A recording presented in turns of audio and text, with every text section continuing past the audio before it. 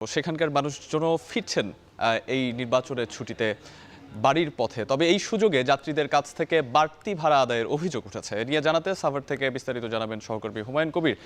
হুমায়ুন, সড়কে ঘরমুখ মানুষের চাপ, বাড়তি ভাড়া আদায়ের অভিযোগ, সব মিলিয়ে আপনার কাছে সবশেষ কি তথ্য আছে জানাবেন।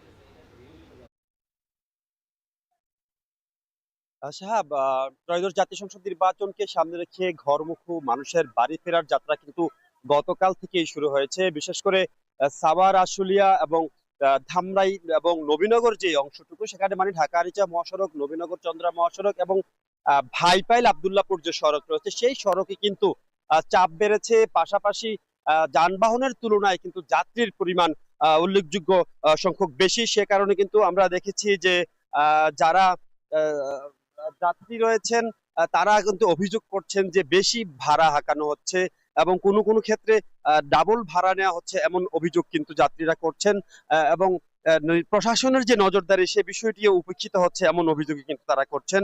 এবং আমি এই মুহূর্তে রয়েছি সাভারের সিনবি এলাকায়। সেখানে দেখতে পাচ্ছেন নারী, শিশু মানে সব বয়সের মানুষ কিন্তু এখানে বাড়ি ফিরছেন। তারা কেউ ভোট দেওয়ার জন্য বাড়ি ফিরছেন, আবার কেউ পরিজন আত্মীয় স্বজনদের সাথে দেখা করার জন্য বাড়ি ফিরছেন। তো গতকাল, আজ থেকে ছুটি শুরু হলো, কিন্তু গতকাল থেকেই মূলত এই যাত্রীর চাপ বেড়েছে এবং যাত্রা শুরু হয়েছে। এবং এই যাত্রা থেকে ঘিরে কিন্তু নানামুখী প্রতিক্রিয়া লক্ষ্য করা গেছে। যদি একদিকে বেশি ভাড়া নেওয়ার অভিযোগ রয়েছে, অন্যদিকে প্রশাসনের নজরদারির অভাব বলছেন যাত্রীরা। পাশাপাশি একটু যদি বলি সাভারের যে ভোট, এইখানে কিন্তু শিল্পাঞ্চল, সাভার, আশুলিয়ায় প্রায় 7,47,070 ভোট রয়েছে। তার মধ্যে কিন্তু উল্লেখযোগ্য সংখ্যক পোশাক শ্রমিক ভোটার রয়েছে। তারা কিন্তু আসলে গ্রামে চলে যাচ্ছেন। সে কারণে কিন্তু যে আসছে 12 তারিখে যে ভোট অনুষ্ঠিত হতে যাচ্ছে, ভোটের বাক্সে একটা প্রভাব পড়বে, এমন কথাই কিন্তু বলা হচ্ছে।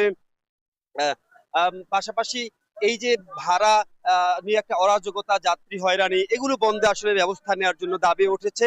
একটু যদি বলি, সকালে কিন্তু মানে সকালবেলা মানে 10টার পর কিন্তু বাইপাইল মহাসড়কে কিন্তু একটি এই যে বেশি ভাড়া নেওয়ার অভিযোগে কিন্তু অবরোধ করা হয়েছিল। পরে যৌথ বাহিনীর হস্তক্ষেপে কিন্তু সেটি 1 ঘন্টা পর খুলে দেওয়া হয়েছিল। তো এই ছিল আমার কাছে সাভারের যাত্রী হয়রানি এবং বেশি ভাড়ার অভিযোগ নিয়ে সর্বশেষ।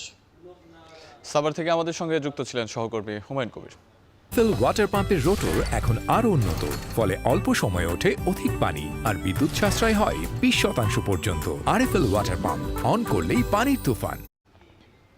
ভোট ঘিরে রাজধানীর নিরাপত্তা পরিস্থিতির খবর